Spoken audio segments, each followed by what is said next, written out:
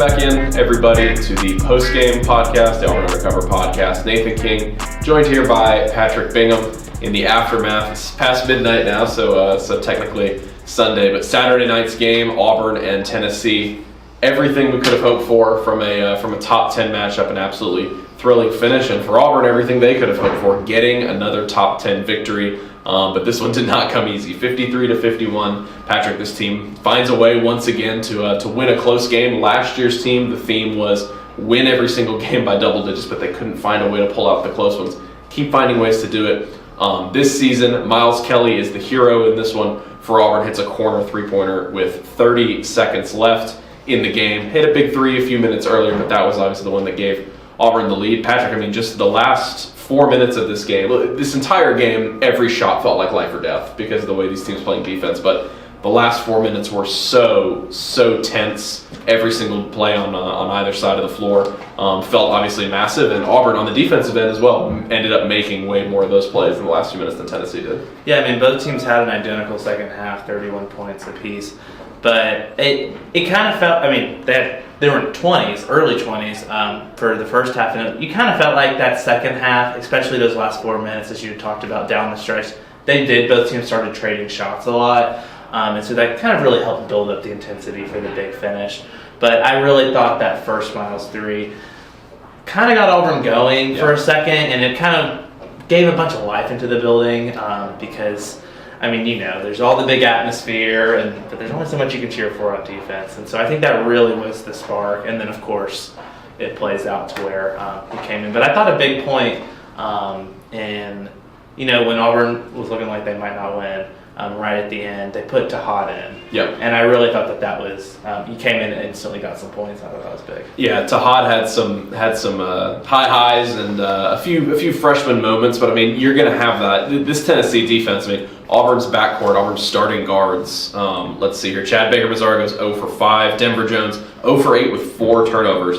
And then Miles Kelly only 2 for 8 in this game. Of course, as Patrick mentioned, the 2 3-pointers for him were absolutely massive. But Tennessee does this. This is what they do. They suck the life out of you. It was a torture chamber for them on the perimeter. And they came in here and played the game they wanted to play. And that's why it felt like as things went on, especially Chaz Lanier for them making some threes toward the end of the game, that's why it felt like, and it obviously leaned, Tennessee had a 5-point lead late in the game, started to lean that way, 4-point lead, started to lean that way for the Volunteers. They wanted to turn this into a rock fight, ended up being the case. But like you said, Patrick, big play at the end. In the last 2 minutes, Todd Pettiford comes in, hits a floater. Everybody had really big moments there at the end. Chaney Johnson had, I realize now post-game, they didn't count it as a block. It looked like he didn't make contact, but Igor Milicic goes up for Tennessee after the Miles Kelly three-pointer. Chaney Johnson gets it there. Some incredible, Miles Kelly shot's going to get the attention, but the saves that Johni Broome had,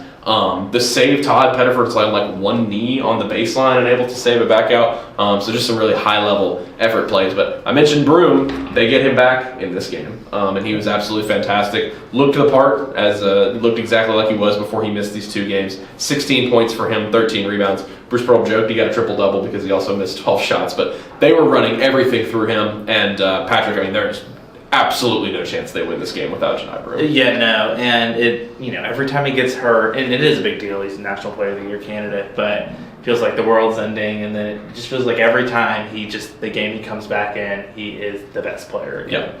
And, I mean, led the team with 16 points, 7 of 9, had those 13 rebounds, and I just think, Rick Barnes said it, he was like, someone asked, were you planning for Broome? He was like, we had no doubt in our mind he was going to play the entire time.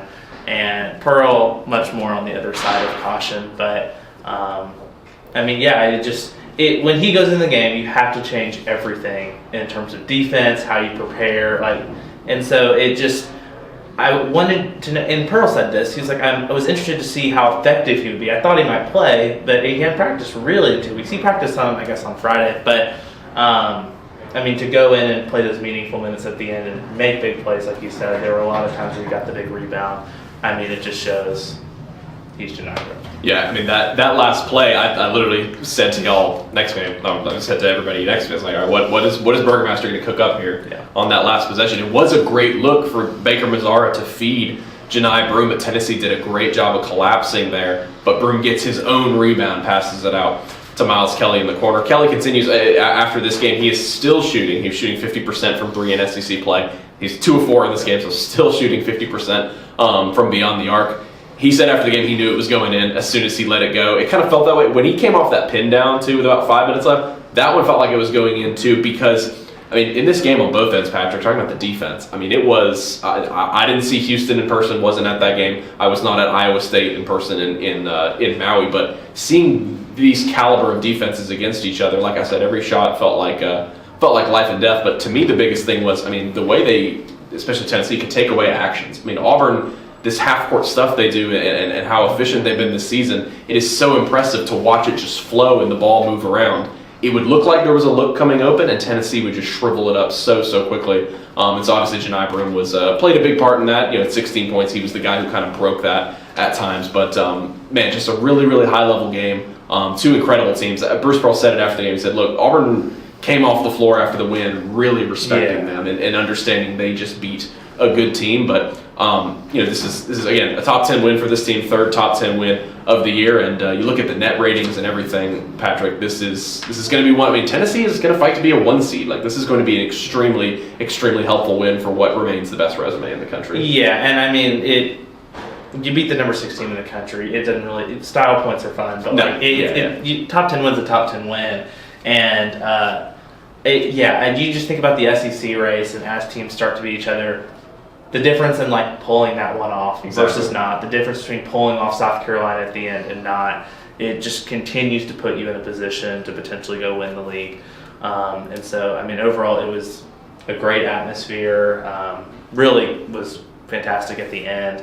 And I mean, overall, they found a way to win, and that's kind of been what's interesting is non-conference. It felt like, I guess, outside of the Duke game, it was like Iowa State. It was so many blowouts, and as we've kind of turned the page, and I said this in the post game, 2025, it's been close game after close game after close game. And Pearl said a lot of that was just how much better the league has gotten. Yeah.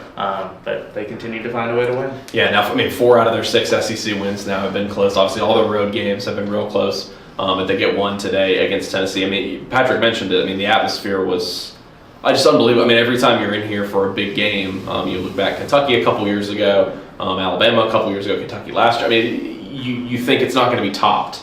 And then, I mean, I don't know if this was the best. I'd have to think about it. But, I mean, there were moments, particularly Miles Kelly hitting that 3, where it felt like the loudest this building has ever been. Crazy part is they're going to do it 2 more times this year against Florida and Alabama. And that's the thing. Alabama will get hyped, but like Florida's going to be a top 5 team or top 10 when they come in. But I mean, I almost wonder, like at the end with the atmosphere, it was like the whole game. It was so defensive, which for most casual fans, it's like there's not really a lot to cheer for, and so you just kind of felt the anticipation building, matched with that nervous energy of like, oh, they might lose.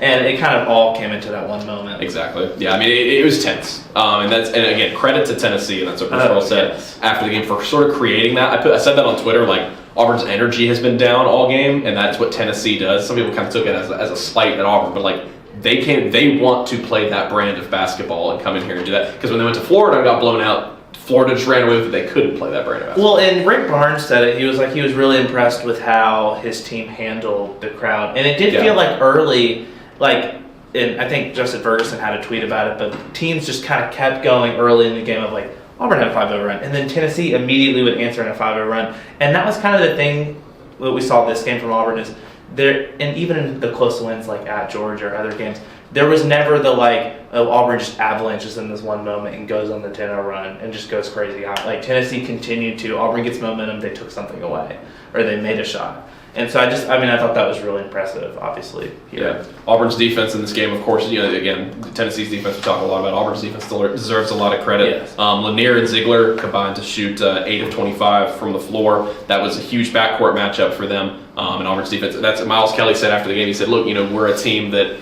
is so offensive driven, has the number 1 offense in the country, but he said, we've kind of learned. He felt like his quote was, they grew in this game on the defensive end of the floor, made a lot of really great plays there down the stretch. Patrick mentioned, the close games that you're going to have that Auburn has been able to pull out. It is a sign of the league being even better. And to that point, I don't think they're necessarily concerned about, like you said, you win, you beat the number 6 team in the country, it doesn't really matter. Yeah. The guard percentages, whatever kind of shortcomings, and I mean there was some hair pulling because it was such a tense game. You kind of just throw that film out after this, and you understand that you just won a war against a top 10 team in the country. Yeah, and I think overall win is a win, and I just think it's impressive. And granted, this team's great on both ends of the floor; they're number one. But they played Tennessee's style of game, and that was like if Tennessee was going to win a game here, it was going to play out like that. And a couple of times this year, they played the other team's style, and it's like they've won anyways. Like they don't have to get into it, like early pro era when they were run and gun. It's like, when they played Virginia, it was like, well, this is like foreign because that wasn't their style. But this team, it feels like they can just kind of mesh and do whatever. Yeah, I asked Dylan Cardwell last month, what do you think makes this team so much better than the previous teams you've been on?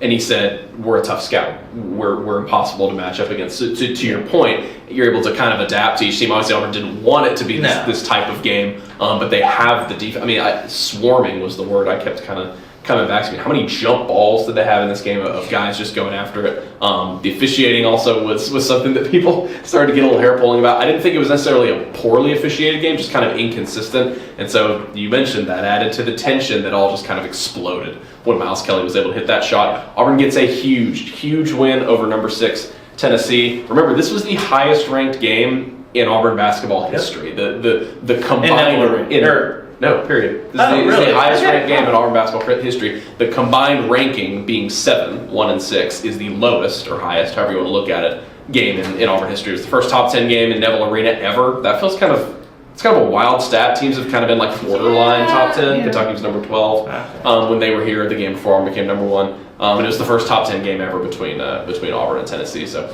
absolutely lived up to it. A complete battle. Auburn takes it 53-51. That'll do it for us on the Postgame Pod. Be sure to head over to auburnundercover.com for all of our coverage. Patrick got some incredible video after the game of the reaction. The football recruits were the football signees. Say that. Yeah, they were introduced during the game, and you'll have some video. And a bunch of the junior day. I mean, junior day also happened today, and Jason and Christian had coverage of that. And I mean, they were all like the section right above where we were. And so, overall, really big day. Yeah. Several different perspectives. Wild day. AuburnUndercover.com and the Auburn Undercover YouTube channel where Patrick will have some of those videos as well. For Patrick, I'm Nathan King. We'll talk to you guys soon.